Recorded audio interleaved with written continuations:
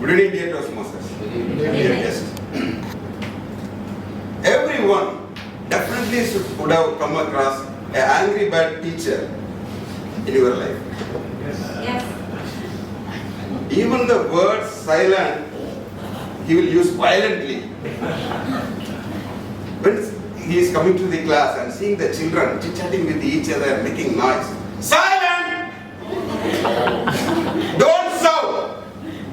He feels that if only he starts shouting, his students will stop shouting. I have seen angry bird bosses throwing the reports on the subordinates, shouting at them. Even a dog won't read your report. Actually, he just read it. Can these people, or can you control your anger? Is anger controllable? Yes.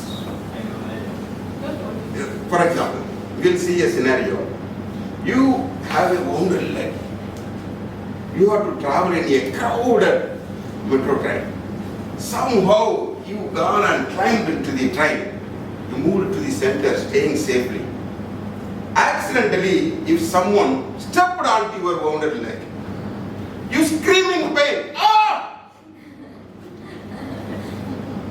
But this person is not even bothered to ask I'm sorry to you. You get so much angry, turn towards him and burst on him. Imagine the same scenario. You have a wounded leg, stepped onto a crowded metro train, moved into the center, staying safely. Someone accidentally stepped onto your wounded leg. You scream in pain. Ah! This person is not even bothered to ask his sorry to you. You get so much angry, turn towards him. See that angry bird teacher just standing here. Will you use the same words and show the same attitude to him? That means your anger is controllable. But should one control his or her anger? A study conducted by Columbia University and published in the Journal of Association of Heart in America in 1st May 2024 states that when you get angry, whether you express it or suppress it, bottling it up for your future, your heart rate quickens, your blood pressure spikes, your blood vessels loses the ability to dilate, a function which is considered to be vital in preventing future heart attack risks. Whenever you get angry, whether you show it or not, actually you are punishing yourself for someone else's mistake. Anger, whether it is shown or controlled, is like drinking poison and expecting other person to die for it. Remember, anger is just one letter away from danger. Now, you have the answer in hand. We should not control it. We should not express it also. What should we do? We should avoid getting angry. How do you do that? How do you avoid getting angry? I have 3 suggestions for you. Number 1, avoid the triggers.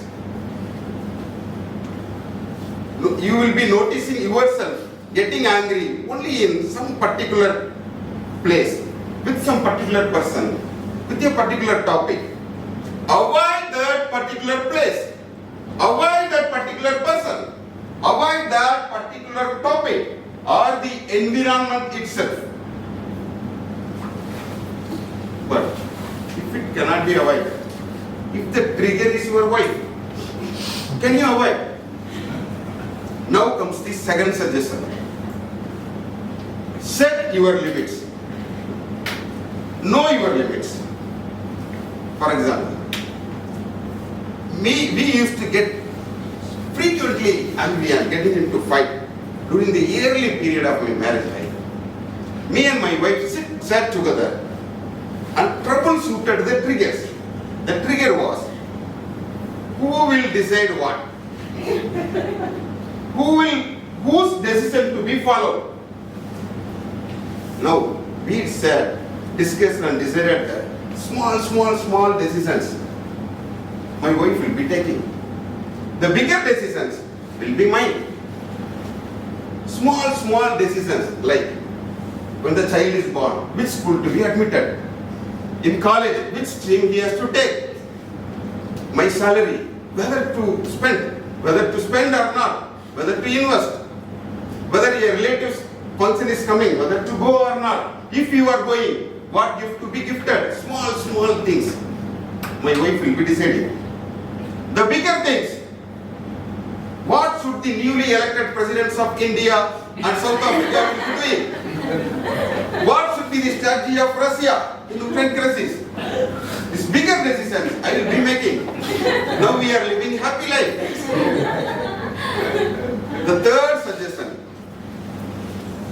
do yoga and exercise regularly.